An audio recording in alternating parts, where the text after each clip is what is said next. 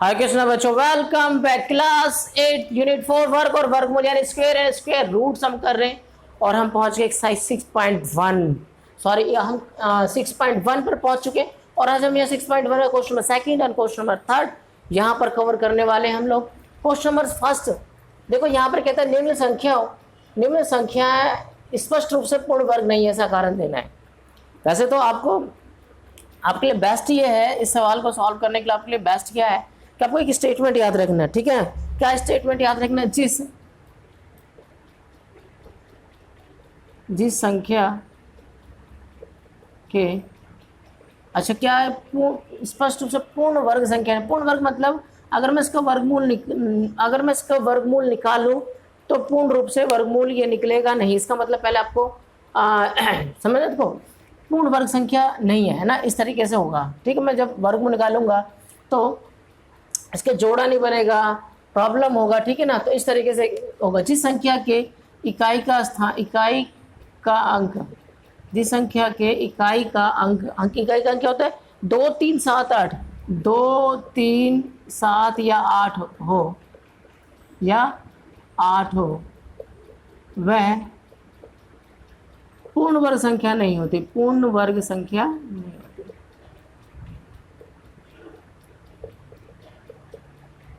ठीक है बेटा,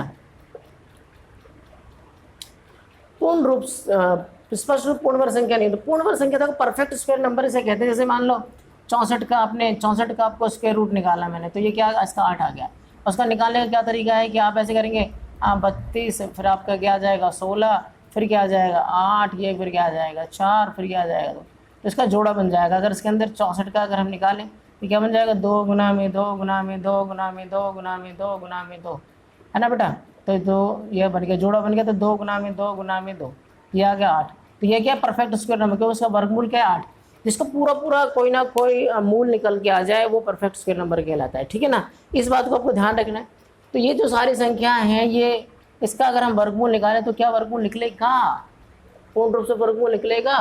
बिल्कुल नहीं निकलेगा। और क्या भी रहा है कि पूर्ण रूप से पूर्ण संख्या नहीं है। आपको ये नहीं सोचना है कि है या नहीं है, कह रखा है, सिर्फ आपको कारण देना है। और कारण के लिए आपके लिए क्या है, ये लाइन आपके लिए बहुत इंपॉर्टेंट है। ये लाइन बहुत इंपॉर्टेंट है क्या, कि जिस संख्या का 2 3 7 या 8 हो, जिस संख्या के इकाई का अंक 2 3 7 या 8 हो, वो पूर्ण वर्ग संख्या नहीं कहलाती है। ठीक है ना। तो अब देखो यहाँ पे लिखने का तो आप ऐसे लिख सकते हो कि चूंकि अंतिम अंक 7 है, देखो यहाँ पे मैंने बोल दिया ना 4, अगर ये 4 अक्षर हैं, 2 3 4 अंक 2 3 7 8, तो 2 3 7 और सबके नीचे देखो 7 3 8 2 ना, ये 000 यानी ऐसा भी कह सकते हो। एक दूसरा पॉइंट कह सकते हैं। पहला पॉइंट तो ये है, ये एक और याद रख सकते हो। क्या याद रख सकते हो? यदि संख्या के अंत में ना ऑड नंबर में 0 यानी 1 0 000 5 0, अगर मतलब ऑड संख्या में 0 है तो वह संख्या भी पूर्ण वर्ग संख्या नहीं होती। वह संख्या भी पूर्ण वर्ग संख्या नहीं होती। ठीक है बेटा। तो इसके लिए बेटा इन दोनों बातों के लिए मैं स्पष्टीकरण देता हूँ आपको। ये स्टेटमेंट है क्या। वैसे तो मैंने फिर आपको बताया कि आप यहाँ पे स्टेटमेंट लिख सकते, चूँकि ना इकाई की संख्या के इकाई का अंक 7 है, इसलिए ये पूर्ण वर्ग संख्या नहीं है, ऐसा भी दे सकते। लेकिन ये जो स्टेटमेंट निकल के आया, लिखना भी मुझे यही है, लेकिन ये स्टेटमेंट 2 3 7 8 ये क्या कहाँ से निकल के आया, ये मैं आपको समझाता हूँ। देखो इसके लिए आपको क्या करना पड़ेगा। देखो मैं आपको समझाता हूँ। ये 1 का स्क्वायर क्या हो गया 1 हो गया, 2 का स्क्वायर क्या हो गया बेटा 4 हो गया, 3 का स्क्वायर क्या हो गया 9 हो गया, 4 का स्क्वायर क्या हो गया बेटा आपके पास 16 हो गया, 5 का स्क्वायर क्या हो गया 25, 6 का स्क्वायर क्या हो गया बेटा आपके पास 36, है ना। 7 का स्क्वायर क्या हो गया 49, 7 गुना 7 49 होता है। 8 का स्क्वायर क्या हो गया बेटा आपके पास 64, 9 का स्क्वायर क्या हो गया बेटा आपके पास 100, और 9 का स्क्वायर आ गया 81, और 10 का स्क्वायर क्या हो गया बेटा आपके पास 100। ठीक है ना। अब मान लो मैं 11 का भी लेता हूँ, 11 का भी ले लेता हूँ 121, 12 का स्क्वायर हो गया बेटा 144, ठीक है। 13 का स्क्वायर हो गया आपके पास 169, 14 का स्क्वायर हो गया आपके पास 196, 15 का स्क्वायर हो गया आपके पास 225 यानी 225, 16 का स्क्वायर हो गया आपके पास 256, 17 का स्क्वायर हो गया आपके पास 289, 18 का स्क्वायर हो गया आपके पास 324, 19 का स्क्वायर हो गया आपके पास 361 और 20 का स्क्वायर क्या हो गया आपके पास 400। अब इसको कुछ ऑब्जर्व करते हैं हम, जितनी भी ये जो वर्ग संख्या निकली है, वर्ग संख्या निकली है, देखो इसमें इकाई अंक क्या है 1 4 9 6 5 6 4। अगर आप देखो ध्यान से तो किसी भी संख्या में जो इकाई का अंक है ना, ये मतलब इकाई 2 नहीं आया, किसी के पीछे भी देखो 2 नहीं आया, आया क्या नहीं आया। यानी हम किसी भी संख्या वर्ग निकालें तो उसमें इकाई का अंक लास्ट वाला जो अंक है वो 2 नहीं हो सकता। देखो 3 भी नहीं आया, देखो कहीं पे भी 3 नहीं आया। 1 4 9 6 5, 1 4 9 6 5 6 9 4 1 नहीं आया, 7 भी नहीं आया, 8 भी नहीं आया इनके वर्ग में, राइट। तो इसको देखकर, इस ऑब्जर्वेशन को हम देखकर कह सकते हैं कि हम जब कभी वर्ग निकालते हैं उसके पीछे 2 3 7 या 8 तो आ ही नहीं रहा। इसका मतलब ये हो गया कि जिस संख्या का इकाई का अंक 2 3 7 या 8 हो वो पूर्ण वर्ग संख्या नहीं होती, राइट। और फिर अगर एक अलग से आपको याद रखना है कि अगर इकाई का अंक विषम संख्या है ना, विषम संख्या 0 तो भी वो नहीं होता, क्योंकि देखो डबल जीरो से आपका एक जीरो बनता है स्क्वायर रूट, 4 जीरो से 2 जीरो का स्क्वायर रूट बनता है। तो अगर 0 होगा 3 जीरो होगा 5 जीरो तो कहाँ से वर्ग संख्या कहलाएगी। देखो अब इस क्वेश्चन के लिए आपको क्या करना है, देखो पहला क्वेश्चन है इसको, अब इसको प्रेजेंट कैसे करना है एग्जाम में, आप ये देखो, ये तो समझ में आ गया होगा आपको ये दोनों पॉइंट। तो प्रेजेंट कैसे करना है बेटा, आपको ऐसा करना है, तो यहाँ A1057 है तो यहाँ लिखोगे इस संख्या के इकाई का अंक, सॉल्यूशन है ना, इस संख्या के इकाई का अंक, इस संख्या के इकाई का अंक 7 है, अतः यह एक पूर्ण वर्ग संख्या नहीं है, पूर्ण वर्ग संख्या नहीं है। क्या क्या याद रखना है, कौन कौन से अक्षर, फिर से मैं एक बार रिपीट कर दूं, 2 3 7 या 8 हो तो पूर्ण वर्ग संख्या, इकाई का अंक 2 3 7 या 8 हो तो वो पूर्ण वर्ग संख्या नहीं कहलाती है, पूर्ण वर्ग संख्या नहीं कहलाती है, राइट। तो ऐसे दूसरे का आंसर कैसे लिख सकते हैं, जैसे 2 3 4 5 3, ठीक है ना। तो लिखोगे इस संख्या का इकाई का अंक और आपको ये वाला जो स्टेटमेंट है ना, ये वाला जो स्टेटमेंट है, या ऐसा भी, या इस स्टेटमेंट को मैं थोड़ा बदल के भी दिखाता हूँ, अगर आपको अच्छा लगता है ये भी लिखना है। तो चूंकि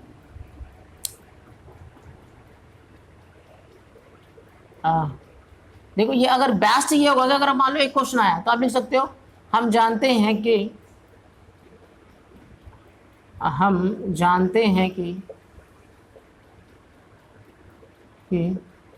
जिस संख्या के इकाई का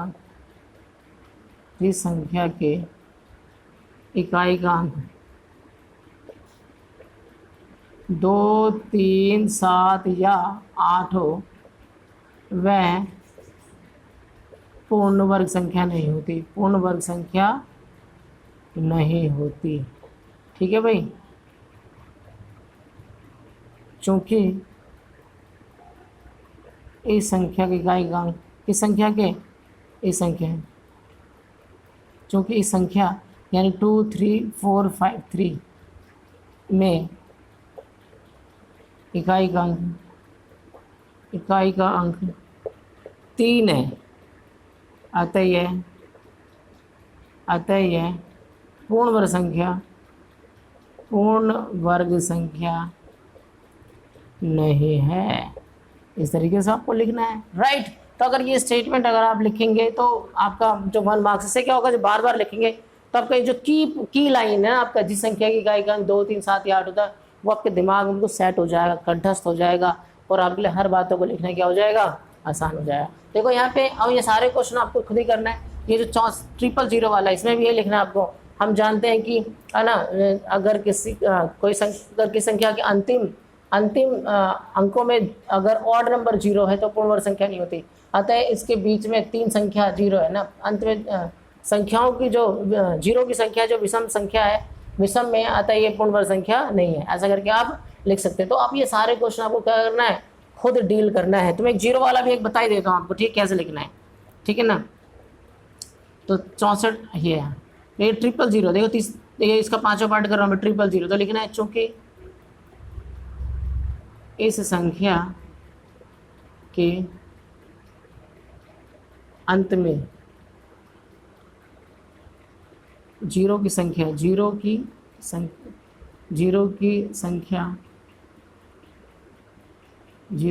कितनी विषम है, यहाँ लिखना है आपको 0 की संख्या जीरो की संख्या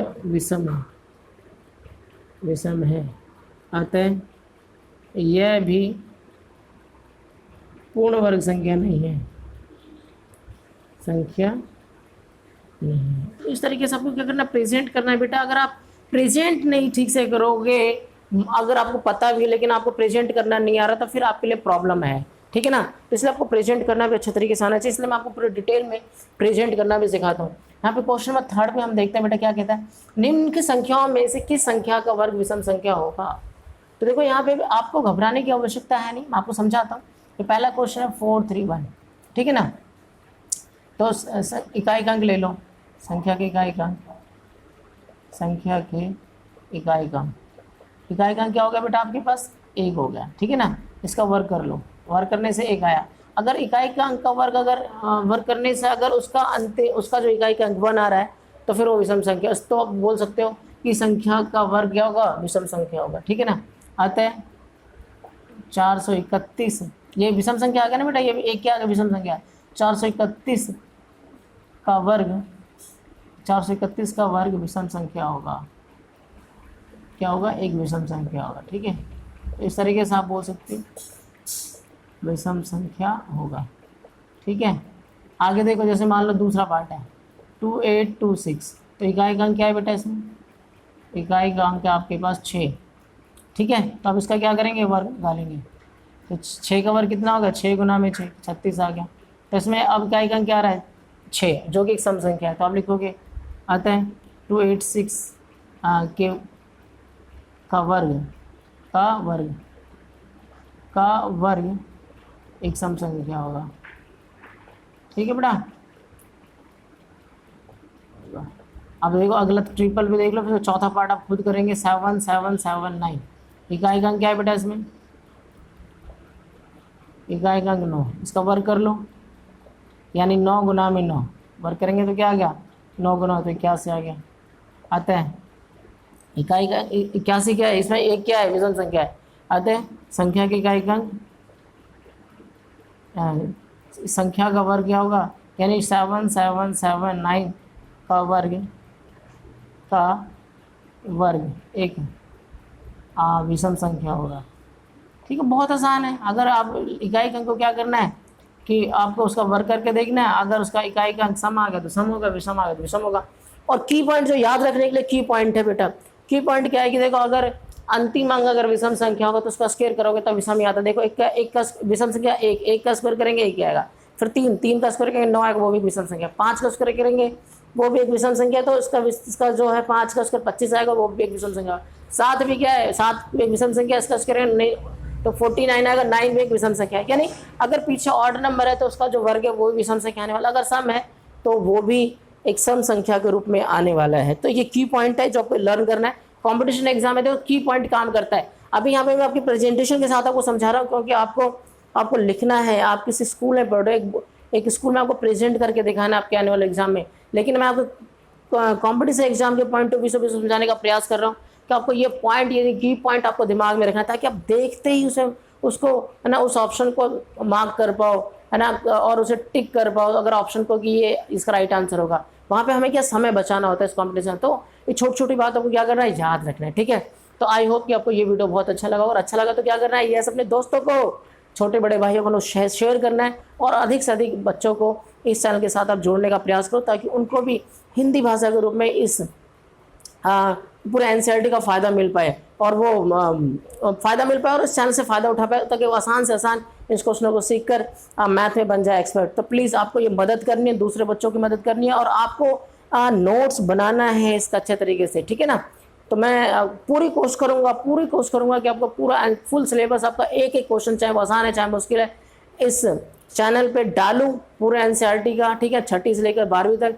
आप मेरे साथ इस चैनल के साथ बस बने रहो, और अगर आप चैनल के साथ नए हो तो प्लीज़ चैनल को सब्सक्राइब कर लो, ताकि जैसे ही मेरा नया वीडियो अपलोड हो तो आपको मिल जाए उसका नोटिफिकेशन, और उस वीडियो से उठा पाए फ़ायदा, ठीक है। तो मिलते हैं अगले वीडियो के साथ।